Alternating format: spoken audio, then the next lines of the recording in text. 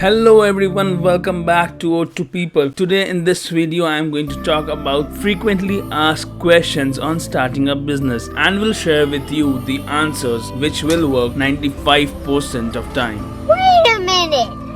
Who are you? Now, having been working with many startups, entrepreneurs, venture capitalists and lawyers, I have been asking many of the following questions and tried to find the answers over the years from entrepreneurs when starting a business. Sometimes there isn't an easy answer, and as lawyers often like to say, it depends on the circumstances. But here are my shorthand answers. So if you are planning to start a business, to earn money online or offline, or to do anything with entrepreneurship, this video is for you. If you like the video and wish to see such more videos, then please do subscribe to our channel. In this video, we will be going to answer questions like: where should I incorporate my business? How much should I capitalize my business at the beginning? How likely will it be that I can get a venture capital financing?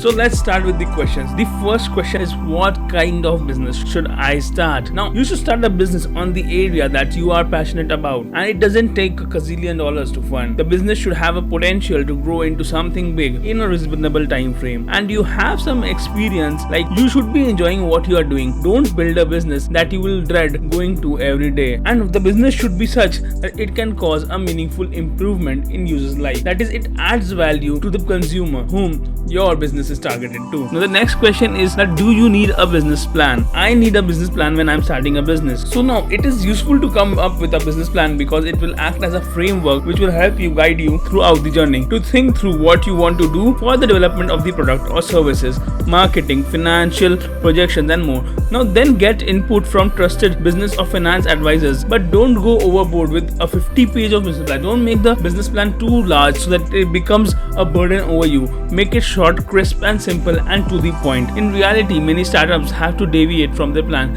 and you should always be open to deviate a bit, change from what your actual plan is. Another great question that many of people ask, that I have an invention idea that someone hasn't already invented this idea. Now what you need to do here is, first do a Google search on the keywords associated with your invention. Do a search online on the patent and trademark online site, and if that works and you want to get patent on the idea, hire a lawyer or see a lawyer. The next question is the most asked question of when an individual starts a business: where can I get money for my own business? Now many books, articles and videos have been written and showed on this subject, but the summary of the most effective sources of capital are personal funds. If you have your own money, you have to put it on the business. If you are going to take that risk, you can go for friends and family and ask them to invest on your idea, because if they are not ready to invest, then maybe you should reconsider what the idea is. So the next question is, what capital should I have when I start a business? As much as you can reasonably afford, and in an amount to at least carry you for 6 to 9 months with no income, because what you will find is that it always takes you longer to get revenues and you need to invest more, and you might experience more expenses than you anticipated. So the next question is, how likely will it be that I can get venture capital financing? Now the chances are, to be honest, it is extremely unlikely.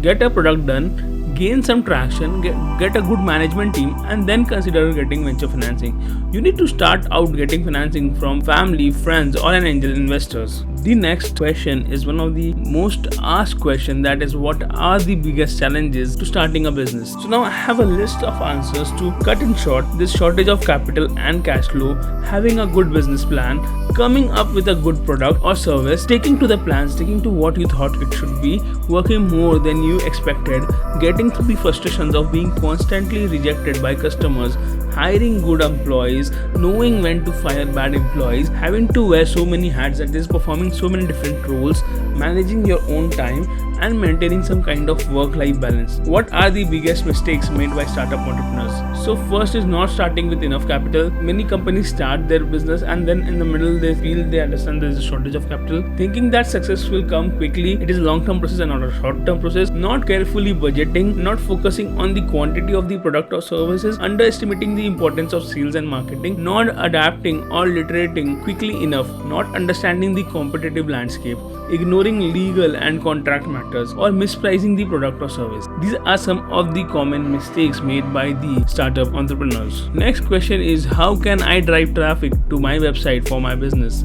Now, entire books are written on this topic, but the key ways are as follows. Pay Google, pay Bing, Yahoo or other search engines to send your traffic, such as through Google AdWords program. Build a great site with lots of high quality original content that is search engine optimized. Have a smart social media plan to drive traffic from Facebook, Twitter, LinkedIn, Tumblr or other free social media sites. Now, what kind of books and records do I need to keep for my business? This is the headache or tension of many entrepreneurs, that what do I need to maintain? What are the records? What are the papers? What are the documents that I need to maintain? So here are the lists of records and books that you need to maintain.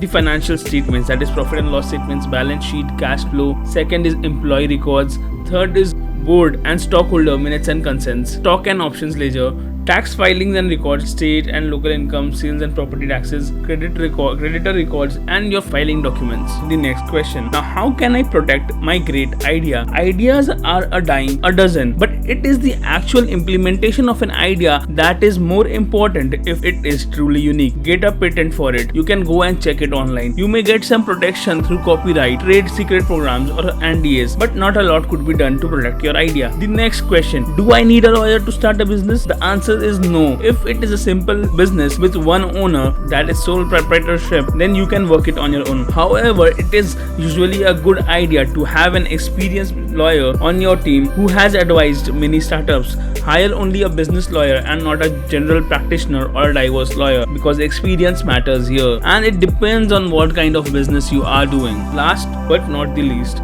what kind of corporation should I start with? A limited liability partnership, a sole proprietorship or partnership? So what I suggest, limited liability partnership is one of the best type of corporation that you should start. You should avoid having partnerships or sole proprietorships as an option because of the potential personal liability to the owners of the business. With this, we come to an end of the video. If you like the content, don't forget to like, share and subscribe to our channel.